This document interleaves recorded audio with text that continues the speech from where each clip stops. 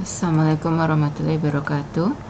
Kita bahas contoh soal dari materi yang saya berikan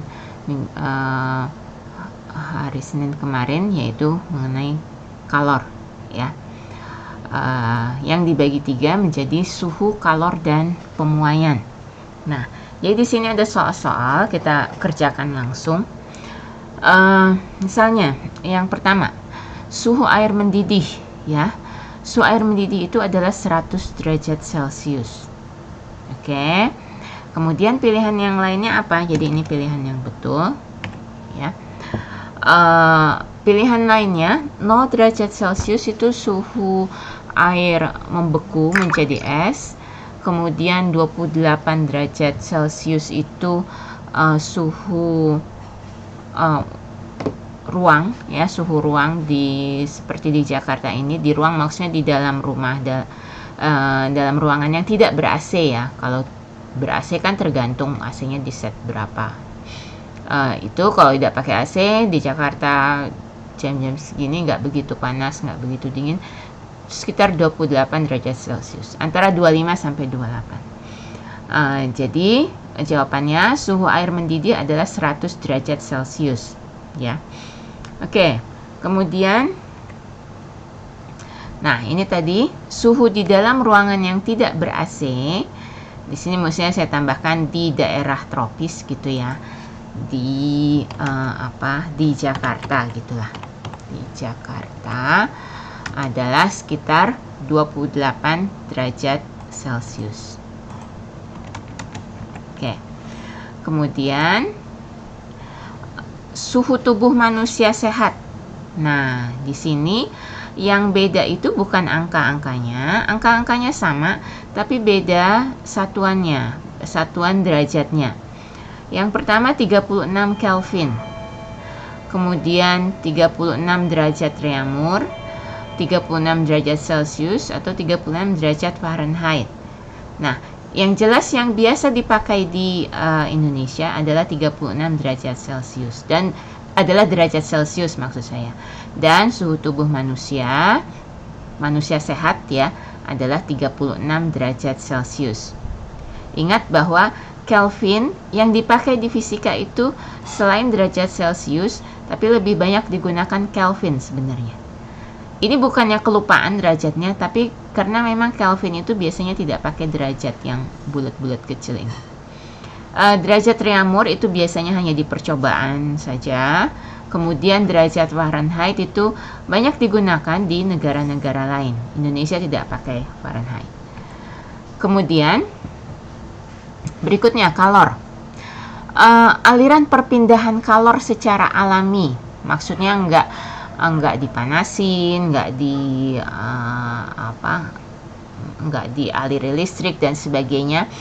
Aliran perpindahan kalor secara alami antara dua benda bergantung pada suhu masing-masing benda, kandungan energi, tekanan masing-masing benda atau wujud benda. Nah, ingat bahwa kalor itu mengalir, kalor itu kan energi, ya. Dia mengalir dari benda yang suhunya tinggi ke benda yang suhunya rendah. Atau kalau masih di satu benda, misalnya katakanlah ada satu tongkat besi, yang satu ujungnya kita panasin nih, panasin di api gitu, ya. Nah, nanti ujung yang satunya lagi yang kita pegang pakai tangan itu lama-lama panas juga, karena ada kalor berpindah dari ujung yang panas ke ujung yang masih dingin, ya. Jadi tergantung suhu atau temperatur. Oke, kemudian berikutnya, banyak kalor yang diperlukan untuk menaikkan suhu 1 kg satu zat sebesar 1 derajat Celcius disebut kalor jenis, ya. Ini sudah kita bahas juga waktu itu. Kalor jenis satu benda itu bergantung dari, ya, bendanya tersebut apa. Apakah dia besi, apakah dia tembaga, plastik, kayu, itu beda-beda kalor jenisnya, ya. Memerlukan waktu yang beda untuk memanaskan zatnya. Nah, kita lihat di soal berikutnya, sepotong besi dan sepotong aluminium. Aluminium itu yang biasa dipakai buat panci-panci itu ya. Dengan massa sama, diberikan kalor yang sama. Jadi misalnya katakanlah kita taruh di atas kompor, misalnya katakanlah bukan sepotong besi ya, tapi misalnya ada panci yang terbuat dari besi dan ada panci yang terbuat dari aluminium. Masanya sama, bentuknya sama, terus ditaruh di atas kompor dengan api yang besarnya sama. Nah, ternyata kenaikan suhu kedua benda itu, kedua zat itu, besi dan aluminium beda. Karena disebabkan oleh kalor jenisnya tadi yang beda. Ingat, kalor jenis itu adalah tadi banyak kalor yang diperlukan untuk menaikkan suhu 1 kg satu zat sebesar 1 derajat Celcius. Jadi tergantung jenis zatnya ya. Kemudian sebentar. Nah, kemudian yang berikutnya adalah pemuaian. Sebuah benda logam yang kecil dan pipih, misalnya katakanlah tadi sebuah tongkat gitu ya, tongkat logam dipanaskan, maka akan mengalami pemuaian panjang, pemuaian luas, pemuaian volume, atau peleburan.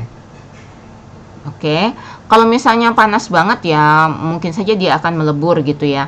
Tapi di awal-awal karena benda ini yaitu saya bilang di sini misalnya tongkat, maka dia dianggap satu dimensi ya, akan mengalami pemuaian panjang.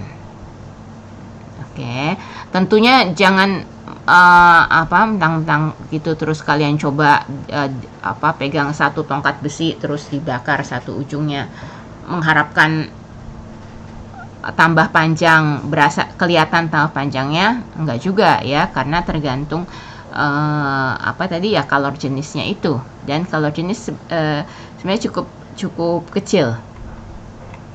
Kemudian untuk contoh soal pemuaian berikutnya, misalnya ada kaca jendela rumah. Kita punya jendela rumah ya, jendela kaca itu kan berbingkai kayu ya, pinggir-pinggirnya kayu. Dipasang, jadi pada waktu tukangnya masang, itu disisakan ruang sedikit antara kaca dan bingkai kayu tadi itu. Karena bisa pecah jika terjadi. Nah, pemuaian apa?